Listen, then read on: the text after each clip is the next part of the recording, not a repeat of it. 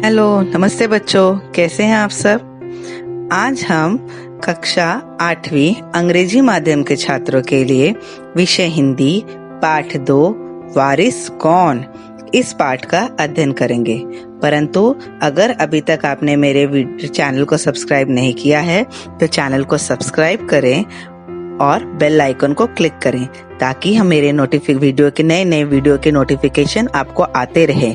Video को अंत तक देखें और वीडियो पे लाइक, शेयर और कमेंट जरूर करें। तो चलिए हम पाठ का शुरुआत करते हैं।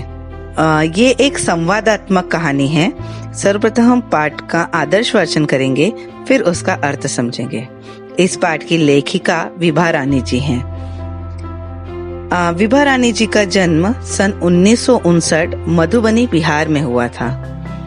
बहुआयामी प्रतिभा की धनी विभा रानी हिंदी व मैथिली राष्ट्रीय स्तर की लेखिका हैं। इनके कहानी, गीत, अनुवाद, लोक साहित्य एवं नाट्य लेखन में प्रखरता से अपनी कलम चलाई है।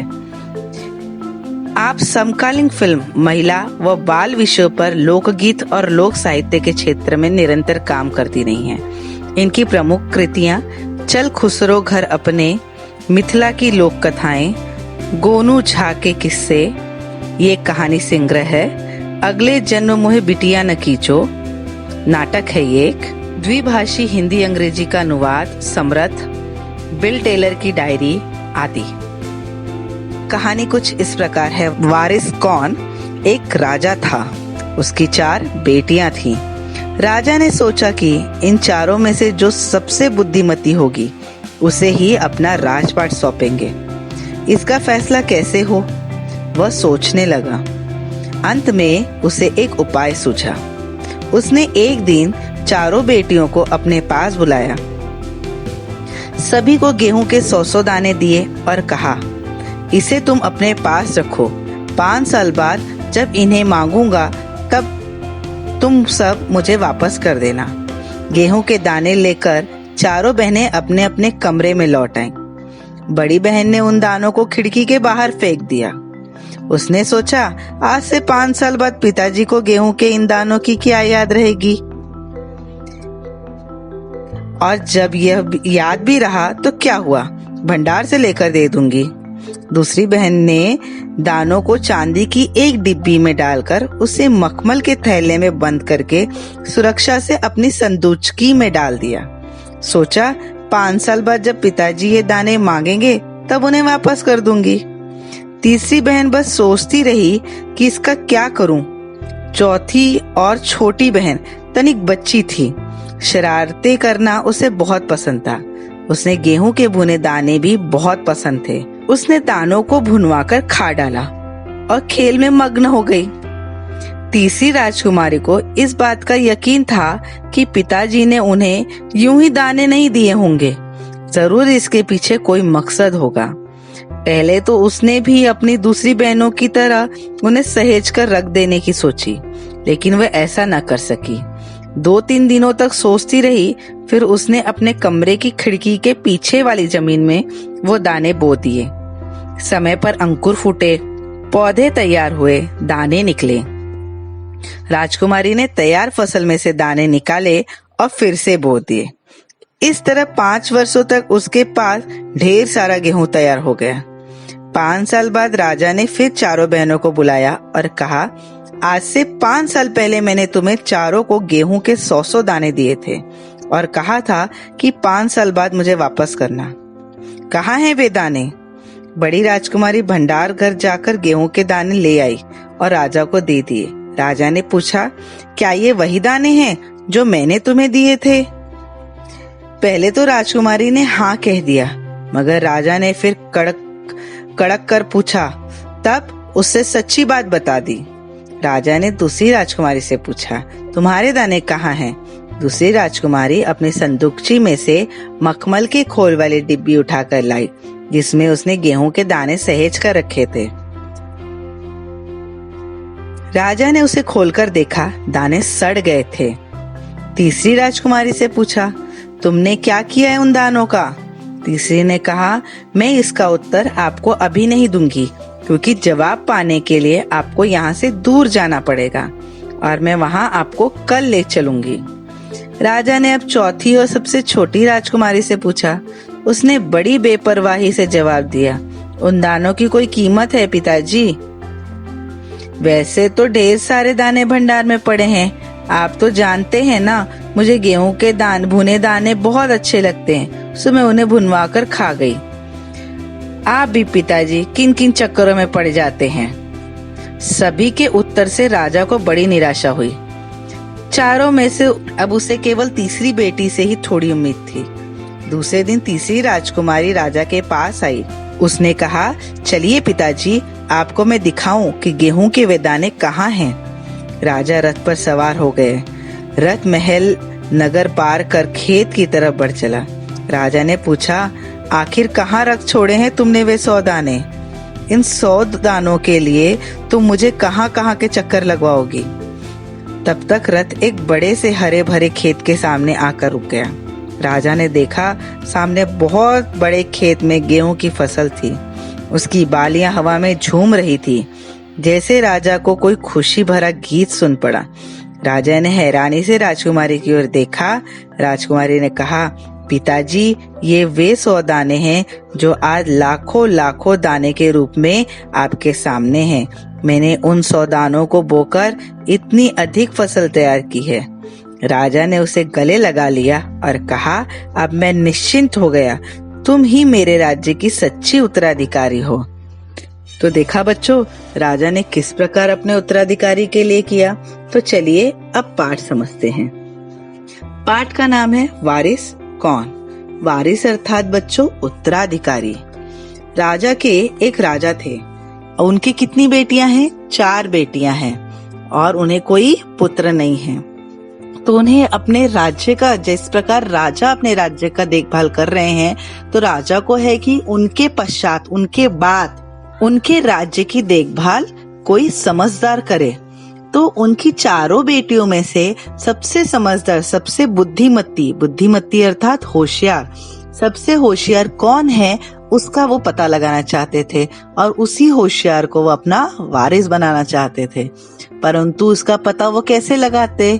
तो उन्हें एक युक्ति सूझी। युक्ति अर्थात उपाय सूझा कि उन्होंने अपनी 4 बेटियों को 100-100 दाने दिए और कहा, ये 100 से दानों को संभाल कर रखो और मैं तुमसे कितने साल बाद लूंगा?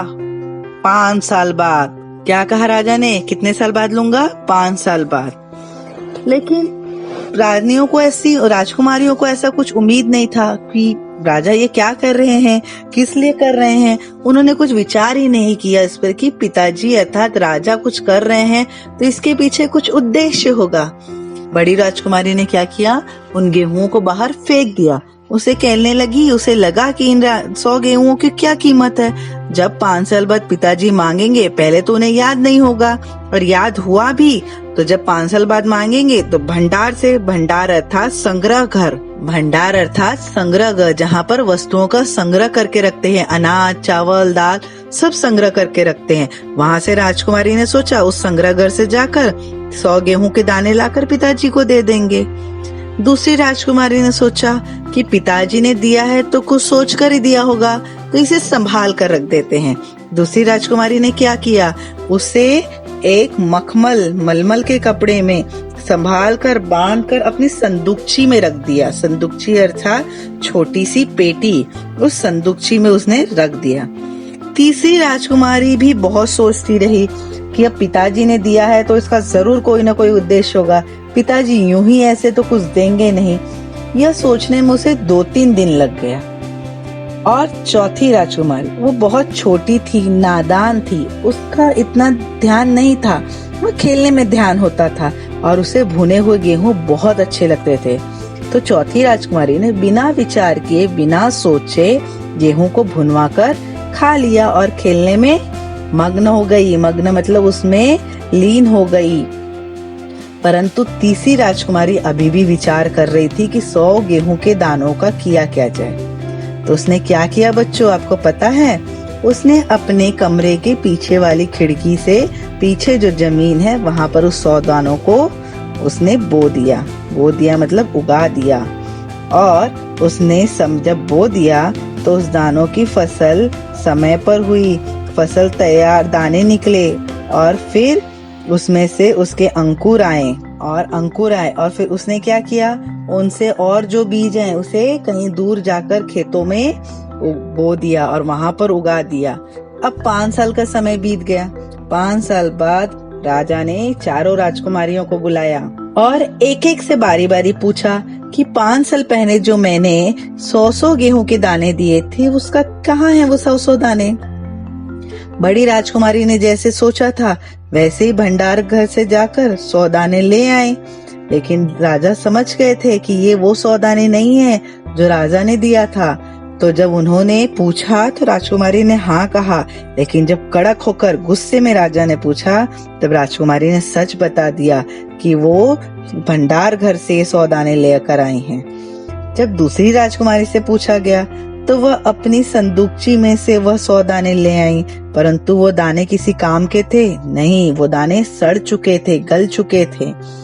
तीसरी राजकुमारी से पूछा गया तो तीसरी राजकुमारी ने कहा कि इन दानों को अगर जो भी किया है मैंने, इसे देखने के लिए आपको कल चलना पड़ेगा मेरे साथ। फिर चौथी राजकुमारी से पूछा तो चौथी राजकुमारी से जब पूछा गया तो उसने बड़ी बेपरवाही से जवाब दिया, बेपरवाही मतलब लापरवाही से जवाब दिया। उन दानों की क्या कीमत थी, मतलब 100 दाने राजा के लिए क्या था, कुछ नहीं, और बताया कि मैंने उन दानों को भुनवा कर खा लिया है। अब राजा बहुत चक्कर में पड़े कि 3 राजकुमारियों ने किसी ने भी उस गेहूं को नहीं संभाल के रखा, 100 दानों को। अब राजा को सिर्फ तीसरी राजकुमारी से उम्मीद था कि शायद उसने कुछ किया हो। दूसरा दिन बीता। राजा राजकुमारी के साथ रथ पर बैठे और महल के बाहर, राज्य के बाहर गए। जब जाते गए तब राजा ने पूछा कि हम जा कहाँ रहे हैं। राजकुमारी ने राजा को कहा, थोड़ा सब्र रखिए पिताजी। और राजकुमारी कहाँ ले गई उन्हें हरे भरे खेत के सामने जाकर उनका रथ रुका। सामने बहुत सारे गेहूं की फसल थी, उसकी बालियां हवा में झूम रही थी। बालियां मतलब गेहूं के जो फल थे वो हवा में झूम रहे थे। राजा को ऐसे लगा जैसे उसके सामने एक बहुत ही सुंदर सा खुशनुमा गीत चल रहा हो। राजा ने हैरानी मतलब आश्चर्य के साथ राजकुमारी की ओर देखा तो राजकुमारी ने कहा, पिताजी ये वही लाखों लाख दानों के रूप में हैं जो 100 दाने आपने मुझे 5 साल पहले दिया था। तब राजा को थोड़ा सुकून हुआ कि किसी राजकुमारी ने तो अपनी बुद्धि का प्रदर्शन किया और इन 100 दानों को आज लाखों दानों में बदल दिया है। तो राजा ने तीसरी राजकुमारी को गले से लगाया और उसे अपना सच्चा उत्तराधिकारी बनाया। तो देखा बच्चों, चारों राजकुमारियों में से तीसरी राजकुमारी ने अपनी बुद्धिमत्ता की प्रदर्शन की, अपने बुद्धि का इस्तेमाल कर उस 100 दानों को आज लाखों लाख दानों में बदल दिया है। तो बच्चों, आपने देखा इस कहानी में विभा जी ने किस प्रकार से चारों राजकुमारी के बुद्धिमत्ता का प्रदर्शन प्रस्तुत किया है। अब आता है शब्द वाटिका। शब्दार्थ: भंडार अर्थात संग्रह, तनिक थोड़ा, खोल आवरण, मकसद उद्देश्य, सहेज कर, संभाल कर, बो देना, उगा देना, बेपरवाही, लापरवाही, उम्मीद, आशा। तो देखा बच्चों, प्रस्तुत संवादात्मक कहानी के माध्यम से विभा रानी जी क्या कहना चाहती हैं? हमें उत्तम फल प्राप्त करने के लिए समय और साधनों का सदुपयोग करना चाहिए। जो ऐसा करता है वही जीवन में सफल होता है। उम्मीद है आप भी समय पर सही साधनों और समयों का सदुपयोग करेंगे और अपने जीवन में सफलता प्राप्त करेंगे। तो कैसी लगी बच्चों आपको ये कहानी? उम्मीद है आपको ये कहानी जरूर पसंद आई होगी।